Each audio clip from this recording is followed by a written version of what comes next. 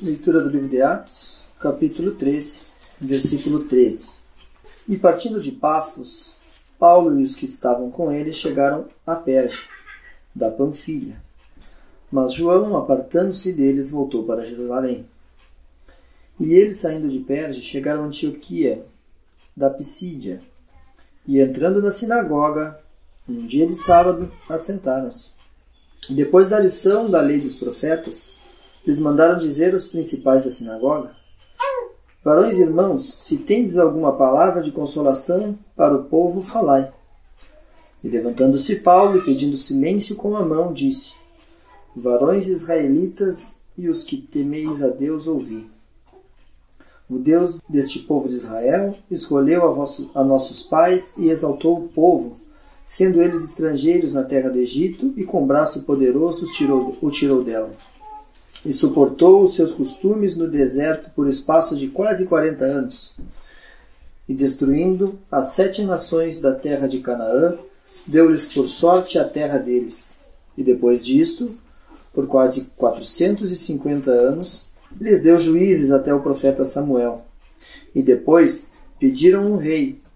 Lhes deu por 40 anos a Saul, filho de Quis, varão da tribo de Benjamim.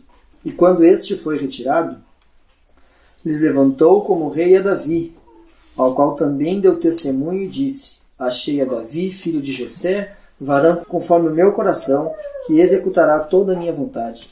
Da descendência deste, conforme a promessa, levantou Deus a Jesus para Salvador de Israel, tendo primeiramente João, antes da vinda dele, pregado a todo o povo de Israel o batismo do arrependimento.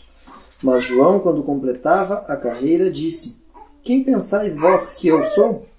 Eu não sou o Cristo, mas eis que após mim vem aquele que não sou digno de desatar as sandálias dos pés. Varões e irmãos, filhos da geração de Abraão, e os que dentre vós temem a Deus, a vós é enviada a palavra desta salvação. Por não terem conhecido a este, os que habitavam em Jerusalém e os seus príncipes condenaram-no, cumprindo assim as vozes dos profetas que se leem todos os sábados. E embora não achassem alguma causa de morte, pediram a Pilatos que ele fosse morto. E havendo eles cumprido todas as coisas que dele estavam escritas, tirando-o do madeiro, o puseram na sepultura. Mas Deus o ressuscitou dos mortos, e ele por muitos dias foi visto pelos que subiram com ele da Galiléia a Jerusalém, e são suas testemunhas para com o povo. E nós vos anunciamos que a promessa que foi feita aos pais, Deus a cumpriu a nós, seus filhos, ressuscitando a Jesus. Como também está escrito no Salmo 2: Meu filho és tu, hoje te gerei. E o que ressuscitaria dos mortos para nunca mais tornar a corrupção, disse assim: As santas e fiéis bênçãos de Davi vos darei. Pelo que também em outro salmo diz: Não permitirás que o teu santo veja a corrupção. Porque na verdade, tendo Davi no seu tempo servido conforme a vontade de Deus, dormiu, e foi posto junto de seus pais e viu a corrupção. Mas aquele de quem Deus ressuscitou, nenhuma corrupção viu.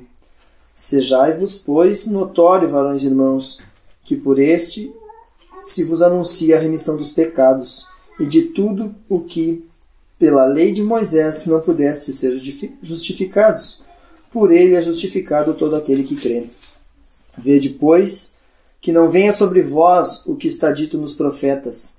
Vede, ó desprezadores, e espantai-vos e desaparecei, porque opera uma obra em vossos dias, obra tal, não crereis se alguém vos contar. E saído os judeus da sinagoga, os gentios rogaram que no sábado seguinte lhe fossem ditas as mesmas coisas. E despedida a sinagoga, muitos dos judeus e dos prosélitos religiosos seguiram Paulo e Barnabé, os quais, falando-lhes, os exortavam a que permanecessem na graça de Deus. No sábado seguinte, ajuntou-se quase toda a cidade a ouvir a palavra de Deus. Então os judeus, vendo a multidão, encheram-se de inveja e, blasfemando, contradiziam o que Paulo dizia. Mas Paulo e Barnabé, usando de ousadia, disseram: Era mister que a vós se vos pregasse primeiro a palavra de Deus. Mas visto que rejeitais e vos não julgais dignos da vida eterna, eis que nos voltamos para os gentios. Porque o Senhor assim nos mandou, e te pus para a luz dos gentios, para que sejais de salvação até os confins da terra. E os gentios, ouvindo isso, alegraram-se e glorificaram a palavra do Senhor, e creram todos quanto estavam ordenados para a vida eterna.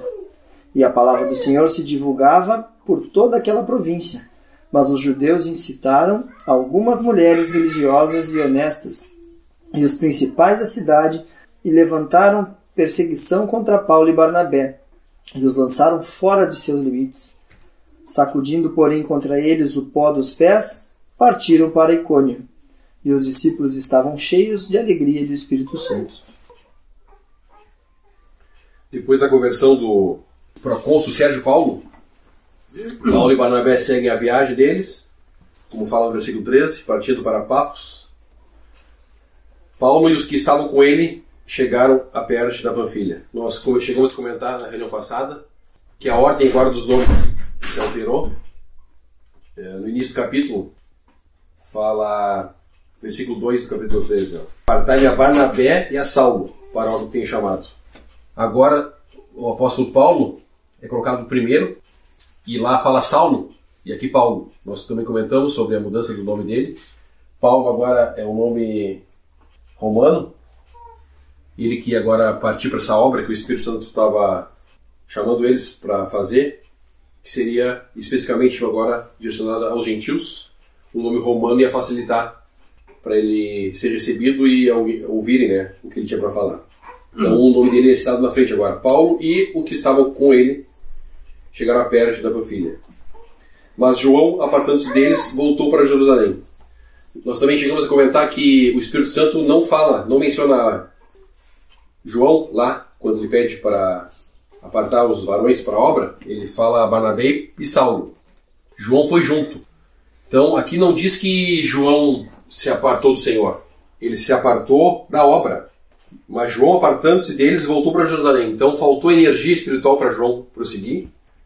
Se nós pensar o exercício que eles tiveram lá com aquele Bar Jesus, que era um falso profeta, estava um encantador, então faltou energia para esse discípulo aqui, João, e ele voltou. E também diz que ele voltou para Jerusalém. Então ele não voltou pro paganismo ou para a vida dele. Ele voltou para o sistema antigo de coisas, o que ele já conhecia. Como ele era parente de Barnabé, e devia ser levita também. Então ele volta lá para as coisas que ele já conhecia do judaísmo. Nós sabemos que depois Paulo vai mencionar ele. E senão ele vai ser restaurado depois, futuramente. Ele vai voltar e vai ser de grande ajuda para o apóstolo Paulo. Chegando em Perge, aqui no versículo 14, Paulo segue indo na sinagoga. O Espírito Santo ainda em paciência, apesar de Paulo ser o apóstolo dos gentios, ele lá vai ainda falar com esses judeus aqui. A diferença da pregação, nós podemos ver lá no versículo 38. O que Paulo estava falando para esses judeus? Seja-vos, pois, notório, varões e irmãos, que por este se vos anuncia a remissão dos pecados. No versículo 38. Paulo não estava falando agora que ele era o Senhor e Cristo. Então, eles já tinham passado a oportunidade dos judeus receber Jesus como um Messias. Agora, o que resta para eles? Aceitar a salvação e a remissão dos pecados. É diferente o discurso. Pedro dizia, este é o Senhor e Cristo. Deus o fez Senhor e Cristo. Agora, Paulo, a síntese da pregação do Paulo agora vai ser para como um incrédulo, que crer nele para ter a remissão dos pecados. Então, eles foram na sinagoga, e no versículo 15 a gente pode ver, é bem interessante o detalhe, depois da lição da lei e dos profetas, lhes mandaram dizer, os principais da sinagoga, varões e irmãos, se tendes alguma palavra de consolação para o povo, falai. Então eles faziam distinção na sinagoga dos principais e do povo, os leigos e o clero. Então está bem clara aqui essa distinção. Olha que ele fala, o que eles falam no final do versículo. Se tendes alguma palavra de consolação para o povo. Então quer dizer que eles não precisavam ouvir nada. Então a religião, ela traz isso, é orgulho orgulho espiritual de ter conhecimento, de saber, isso é tropeço. Fica bem claro aqui, ó. Esses líderes da sinagoga, eles estavam achando que o que Paulo ia falar não ia ter proveito nenhum. Mas para o povo, sim, esse povo que não estuda, que não lê a palavra, né? O pensamento poderia ser deles assim. Eles sim, eles podem ouvir. A mensagem agora é nova. Paulo vai anunciar o Senhor. E com certeza o Espírito Santo abrindo a porta aqui, a palavra para Paulo e Barnabé, o Espírito Santo está abrindo essa porta aqui, nessa sinagoga. O versículo 16 agora fica nítido ali os dois tipos de público que Paulo ia ter. E levantando-se Paulo e pedindo silêncio com a mão, disse: varões israelitas, seriam os judeus, e os que temeis a Deus, ouvi. Então, hoje existe... Deus faz distinção da seguinte maneira: os judeus que estão endurecidos temporariamente até o Senhor vir tratar com eles, os que temem a Deus e creem, que faz parte da igreja, e os incrédulos, aqueles que estão no mundo que não têm conhecimento de Deus. Então Paulo faz essa distinção aqui. Na sinagoga tinham os israelitas e os gentios que estavam ali convertidos, que eram os prosélitos, que temiam a Deus, mas não eram judeus, eles eram gentios.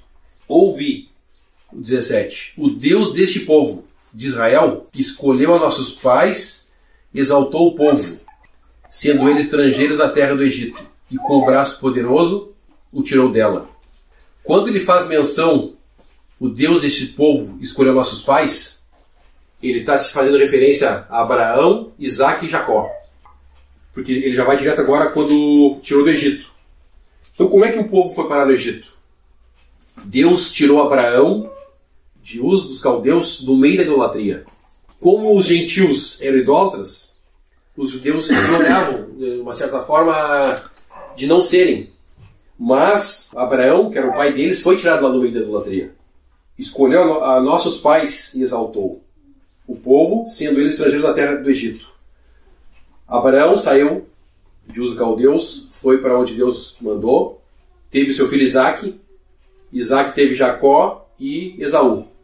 Jacó teve os 12 filhos, que são as 12 tribos de Israel, e um deles foi José, que foi vendido pelos seus próprios irmãos para o Egito. José sonhava, ele tinha sonhos e ele, na inocência, ele contava os sonhos para os pais deles e para os irmãos. Ele sonhou, ele estava no meio do círculo de feixes de trigo e os trigos se curvavam para ele. E o outro sonho foi que o sol e a lua prestavam reverência a ele também. E aquilo levantou inveja nos irmãos dele. E ele, por ser o caçula, ele era o preferido. Tanto que o pai dele faz uma túnica sem emendas para José. E nisso, eles vão cuidar do rebanho no campo, e Jacó manda José atrás dos seus irmãos.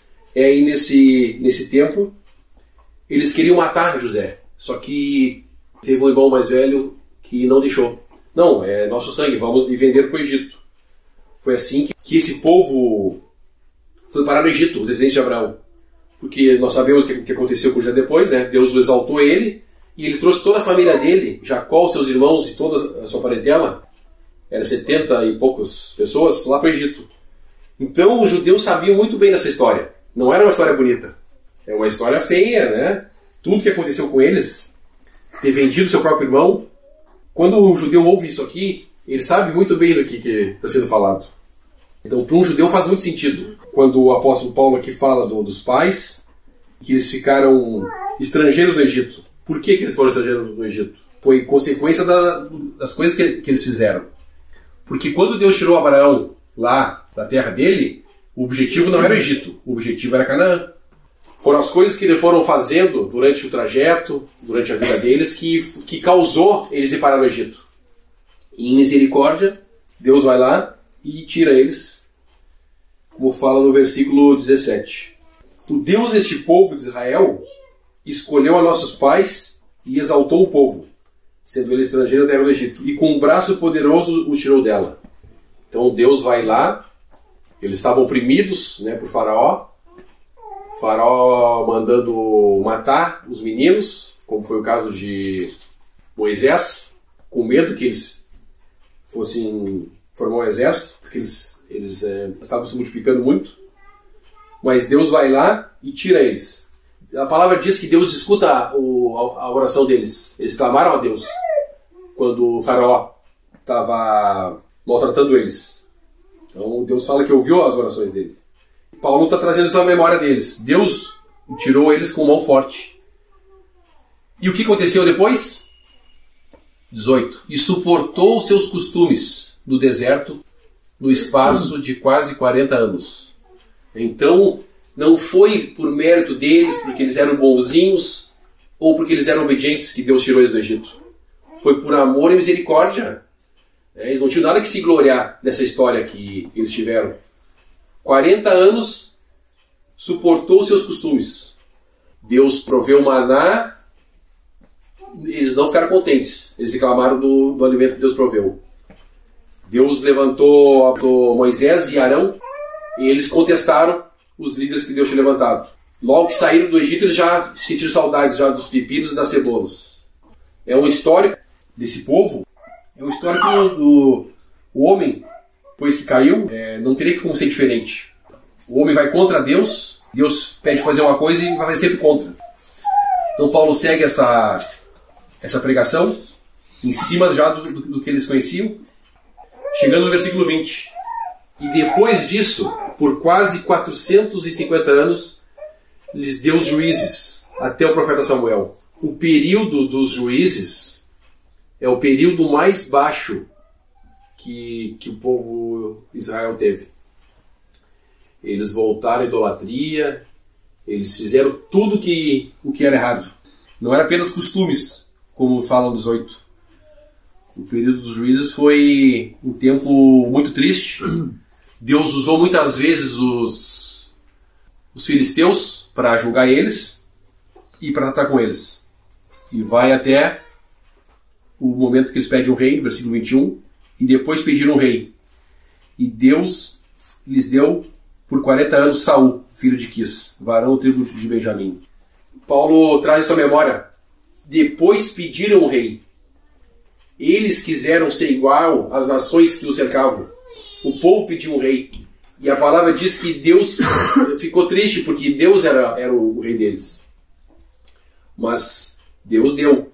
Deus deixou eles escolher o rei. Eles que escolheram Saul. Era o mais forte, era o homem do exército, né, o mais bonito. Saul, filho de Quis, varão da tribo de Benjamim. E quando este foi retirado, lhes levantou o rei a Davi, ao qual também deu testemunho e disse: achei a Davi, filho de Jessé, varão conforme o meu coração, que executará toda a minha vontade. Da descendência deste, conforme a promessa, levantou Deus a Jesus, para Salvador de Israel. Tem a profecia que Davi fala que depois dele viria outro, semelhante a ele, que esse ia ser o Salvador. Então agora fica bem clara a pregação de Paulo aqui. Não é mais o Cristo e o Senhor. Agora é o Salvador de Israel. Porque agora eles foram o povo de Deus. Eles tinham os oráculos de Deus. Agora eles precisavam crer em Jesus para a sua salvação também. A descendência de Abraão não garante mais nada. Os judeus se gloriavam muito da descendência de Abraão. Nós somos descendentes de Abraão. Levantou Deus a Jesus para Salvador de Israel. E aí já pula para João 24. Paulo dando testemunho de João Batista. Tendo primeiramente João, antes da vinda dele, pregar a todo o povo de Israel batidos de arrependimento. Se nós vemos, né, a paciência que Deus tem. Quantas vezes Deus fala, né, com a gente. O Paulo está lembrando eles aqui. Quantas vezes Deus trata conosco e quantas vezes nós somos rebeldes. Se nós pensar no ministério do Senhor Jesus, João Batista iniciou já antes, avisando o povo que havia o Messias e o Cristo. No versículo 26, ele fala de novo sobre o tema: varões e irmãos, filhos da geração de Abraão, e o que dentre vós teme a Deus. Que interessante que ele faça a distinção de novo.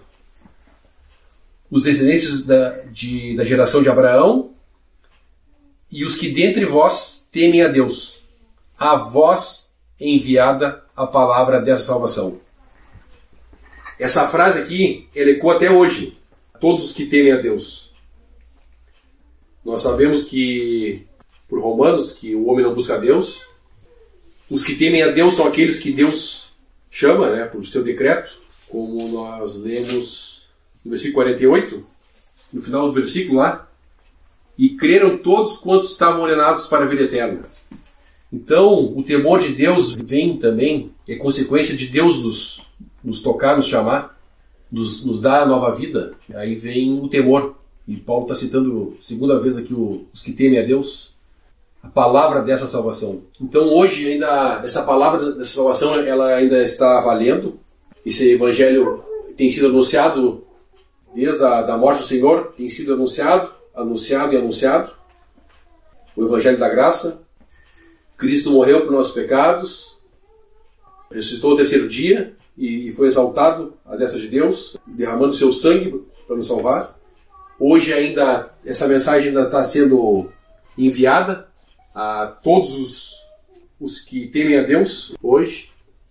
E o judeu que crer, ele também vai ser parte da igreja. E todos os que aceitam esse Salvador e creem nessa palavra que é enviada, eles são acrescentados a um corpo, que é a igreja, que é o corpo de Cristo, que está aqui na terra hoje. Quem é que faz parte do corpo de Cristo? É quem vem na reunião? É quem participa da ceia? Não. São todos aqueles que recebem essa palavra de salvação que é enviada, essa mensagem, esse evangelho da graça. Crê no Senhor Jesus, que será salvo.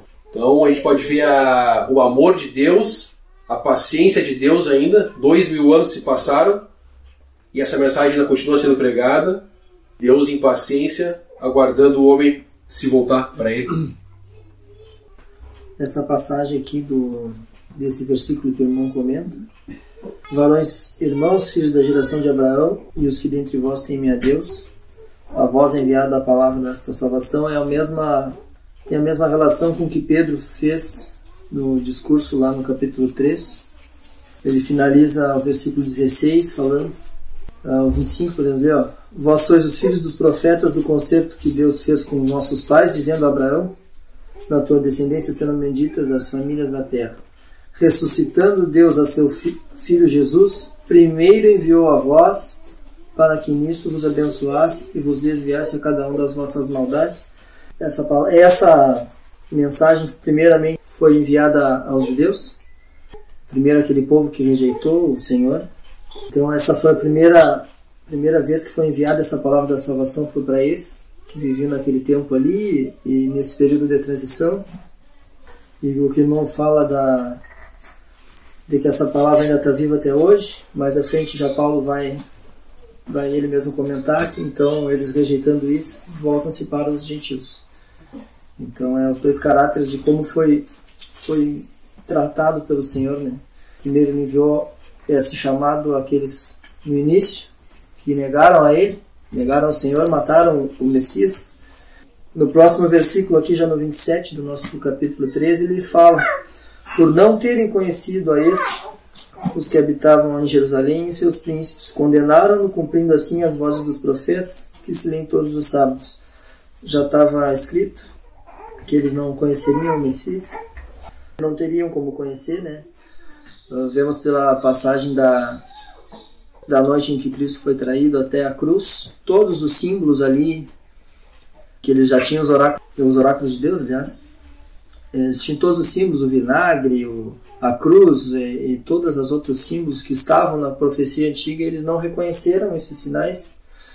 Então podemos ver que isso aqui é o governo de Deus, né?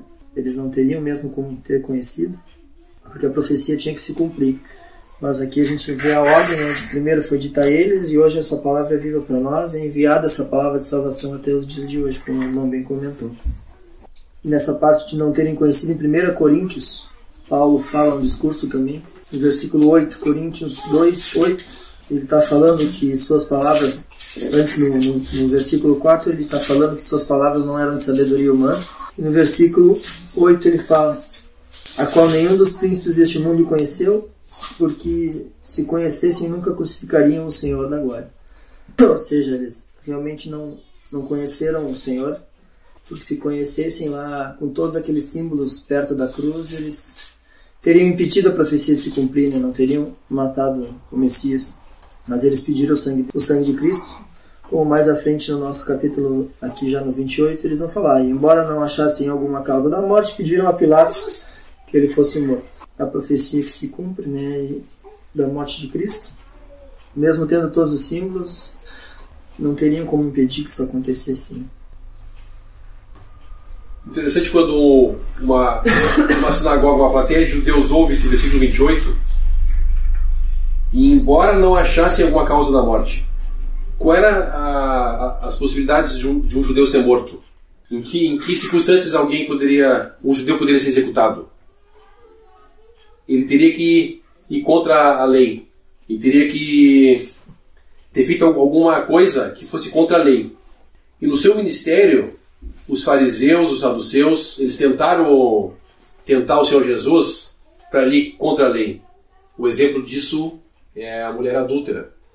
Eles trouxeram a mulher e perguntaram para o Senhor: esta foi pega em adultério. A lei diz que ela deve morrer.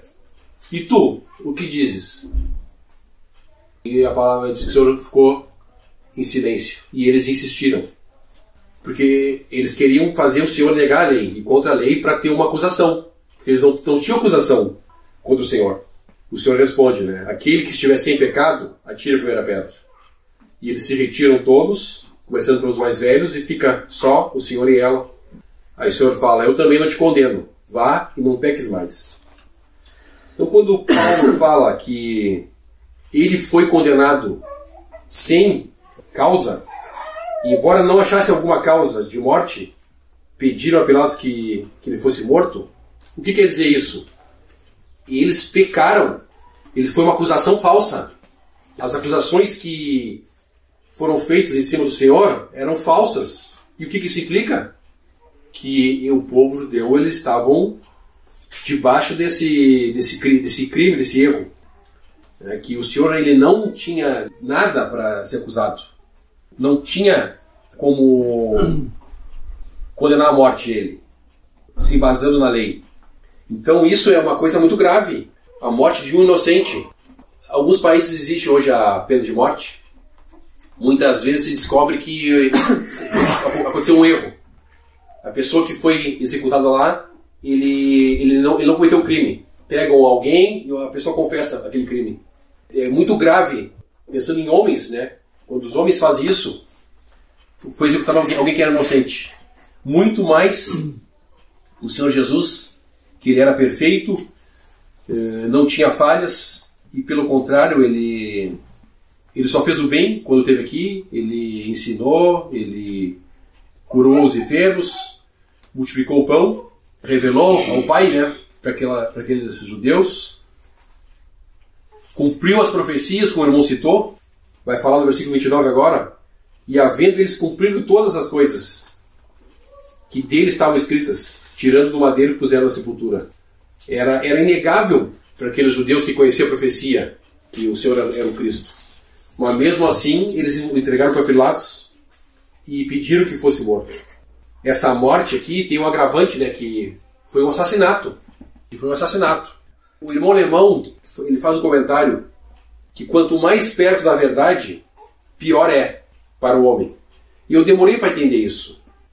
Então, quanto mais conhecimento alguém se tem das coisas de Deus, mais responsabilidade se tem. Esse povo judeu, eles tinham uma responsabilidade imensa em relação aos outros povos.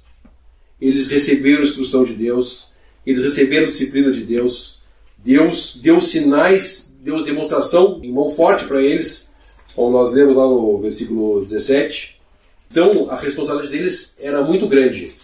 Deus avisou que ia vir o Messias, eles estavam esperando uma pessoa. Então, quanto mais a gente conhece, mais a nossa responsabilidade em relação a Deus aumenta. Perto da verdade não é um lugar bom para estar. Nós temos que estar na verdade, nele. E hoje nós sabemos que a verdade é o próprio Senhor, né? Ele declarou nos evangelhos, né? Eu sou o caminho, a verdade e a vida. Ninguém vem ao Pai senão por mim. O primeiro passo, né, para nós estarmos na verdade é crer no Senhor Jesus, receber Ele como Salvador e estar nele. Ele é a única pessoa que pode nos mostrar a verdade, porque Ele é a personificação da verdade. Nessa passagem aqui do 28, falando do pedido deles a Pilatos. Em Atos 3 a gente já leu Pedro falando aos principais da sinagoga. Se a gente voltar em João, onde tem esse pedido, a gente pode voltar ali em João, Evangelho de João 19, vai falar sobre essa passagem do pedido deles para que Jesus fosse morto. 19, versículo, podemos ler o 5. João 19, 5. Saiu, pois, Jesus, levando a coroa de espinhos e a veste de púrpura. Disse-lhes Pilatos: Eis aqui o homem. Vendo, pois, os principais dos sacerdotes e servos gritaram, dizendo: Crucifica-o, crucifica-o. Disse Pilatos: Tomai-o a vós e crucificai-o, porque eu nenhum crime acho nele. Respondendo-lhe os judeus: Nós temos uma lei, e segundo a lei deve morrer, porque se fez filho de Deus. Vemos aqui o erro, né? Eles tinham a lei, como o irmão diz, quanto mais perto, pior, verdade, né? Que eles tinham a lei, eles sabiam que a morte para Cristo, se houvesse alguma razão ali, por ter dito que era o Filho de Deus, de fato é, não seria essa morte para ele. Não era morte de cruz. Eles pediram crucifica-o, mas a morte para quem blasfemasse contra o nome do Senhor era apedrejamento. Então aqui a gente vê naturalmente o erro do homem ali, diante do próprio Senhor, pedindo a morte dele, de uma morte injusta já. E diante da lei deles mesmos, né, a lei que eles tinham para eles já era uma morte injusta. Então, além de não ter nenhum crime a acusar, mentiram, né? Pediram a cruz e, segundo a lei, não justificaram ali. Deveria ser apedrejado, não simplesmente deve morrer por apedrejamento. Eles deveriam ter acrescentado ali nessa frase. Não, segundo a nossa lei, deve morrer. Deveriam ter acrescentado por apedrejamento, que era, para quem blasfemasse contra o Senhor, a pena, né? E não o crucificam. Então aqui nós vemos a queda, né, do homem sempre, até mesmo diante da morte do Senhor. Ali, para cumprir a profecia, o homem foi contra a sua própria lei, vamos dizer assim, né, que pediu para crucificar quando deveria ter pedido apedrejamento. Porque realmente não conheciam ao Cristo, né? Não tinham o conhecimento de que ele era o Cristo, por isso o acusavam dessa maneira. Faz a ligação nessa parte aqui. E os principais dos sacerdotes que lá conspiraram e disseram crucificam, são os mesmos que escutam de Pedro o discurso dele no início de Atos. Muitos estão ali na cena da crucificação, estão ouvindo o discurso de Pedro. O ponto tal da maldade que o homem é capaz de chegar, que como ali em João, no versículo 8, e Pilatos, quando ouviu essas palavras, mais atemorizado ficou. É uma maldade capaz de escandalizar até um romano, gentil, acostumado em condenar os malfeitores, em condenar a morte, ficou atemorizado com as palavras desse povo, condenando o injusto, porque Pilatos reconhece ali o Senhor como justo, porque eu nenhum crime acho nele. Um gentil dando testemunho da inocência do Senhor, e aqueles que tinham a verdade indo contra, né? Estavam perto da verdade, porque se eles estivessem na verdade, eles teriam recebido o Senhor, né? Eles estavam muito perto da verdade. Muito perto. Então, é uma posição muito perigosa. Nós estamos perto da verdade. Né? Nós temos que estar na verdade. Para estarmos seguros, né, de estar em dependência do Senhor, para estar fazendo a vontade do Senhor, não cometer erros como Paulo cometeu, chegou a ponto de perseguir os cristãos no início. Paulo também ele era um desses que estava perto da verdade. Ele tinha conhecimento, mas cometeu o erro de chegar a participar da morte de Estevão. Ele guardou as vestes e perseguir em outras cidades os cristãos.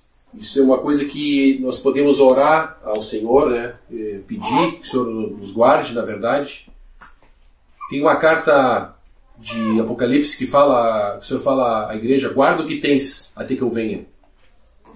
Então esse princípio é bem interessante sobre a verdade que o Senhor tem nos dado através da sua palavra, né? Nós temos que pegar as coisas que nós vamos aprendendo, mesmo que seja pouco, o que nós vamos aprendendo, e guardar isso, guardar essa verdade.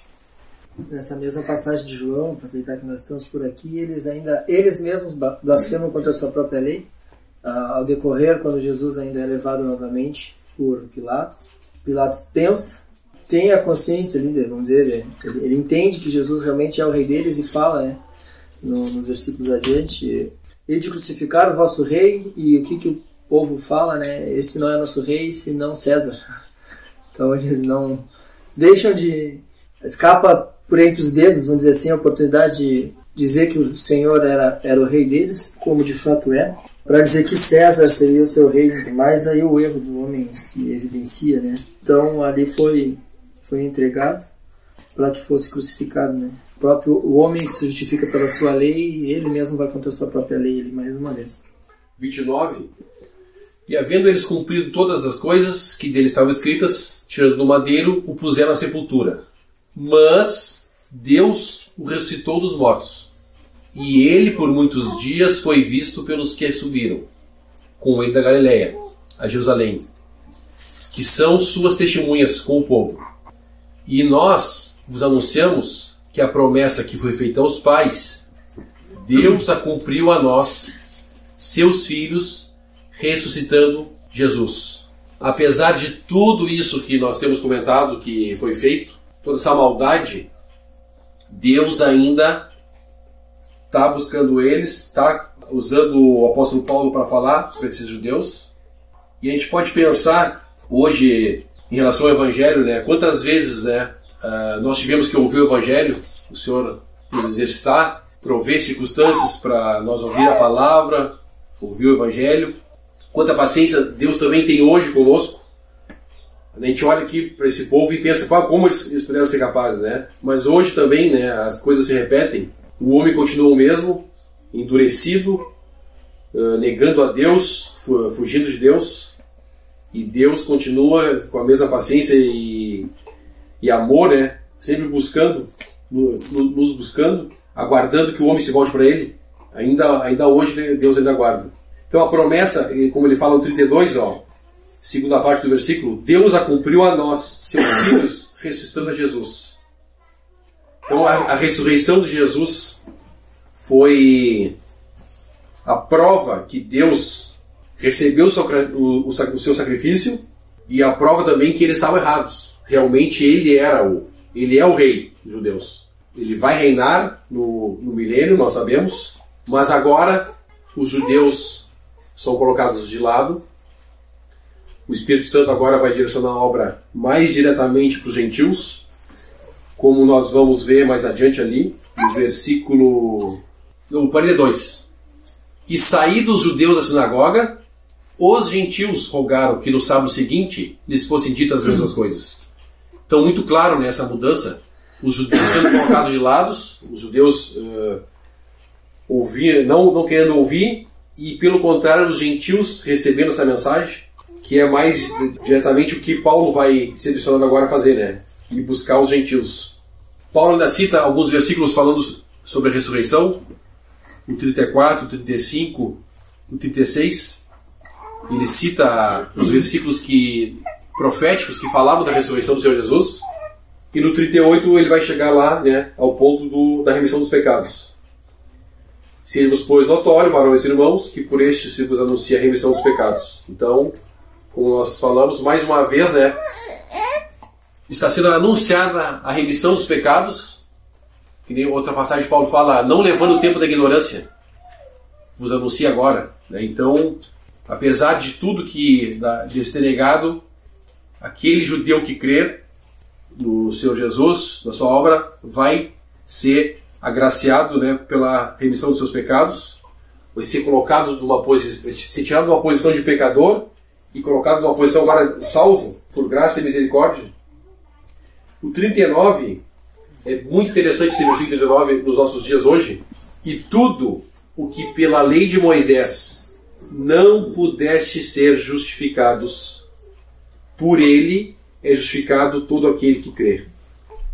Paulo está dizendo que a lei não pode justificar ninguém. A lei, ela nos mostra, nos dá aponta que nós estamos contramão com Deus. A lei, ela traz à tona que nós somos infratores, nós somos pecadores. Nós não conseguimos cumprir a lei. A lei, ela nos acusa. A lei não pode justificar. O que pode justificar? Por ele é justificado todo aquele que crê. O que crê. Hoje o sistema religioso, ele quer voltar para a lei. A carta de Gálatas também, Paulo bate sobre essa tecla. Diante de Deus, a lei não pode justificar. Alguém que é zeloso em obedecer, querer agradar a Deus, ele não é justificado por essas coisas. Aos olhos dos homens, ele pode parecer uma pessoa justificada. Essas coisas devem ser frutos da justificação, depois de crer. Não ser o meio para se chegar à justificação. A justificação é somente pela fé na obra do Senhor Jesus. Esse versículo 39 é muito claro. Pela lei de Moisés não pudesse ser justificados. Então a lei só aponta o que nós somos, pecadores.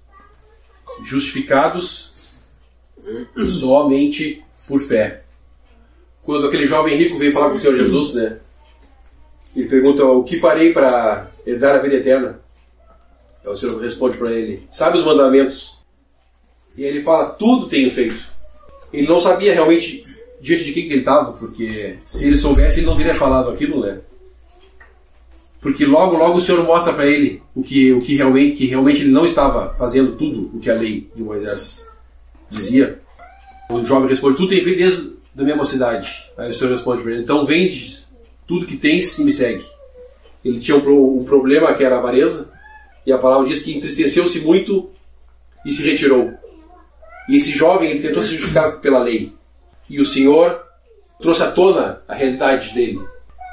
Então é bem o que esse versículo fala: a lei não pode justificar. Justificar é nos tornar justos. Só existe uma maneira de nós estarmos justos diante de Deus. Alguém teve que pagar a nossa dívida, né? Nós éramos devedores e não tínhamos como pagar. A única maneira que foi possível nós sermos justificados diante de Deus é Deus entregar o seu próprio Filho naquele madeiro, executar o juízo sobre ele. O Senhor Jesus levou o juízo que nos era devido. Depois que nós cremos no Senhor Jesus, nós estamos nele. Então a nossa justificação é baseada nele, na obra que ele fez e pela posição que nós somos colocados quando cremos. Uma posição que é nele, em Cristo Jesus.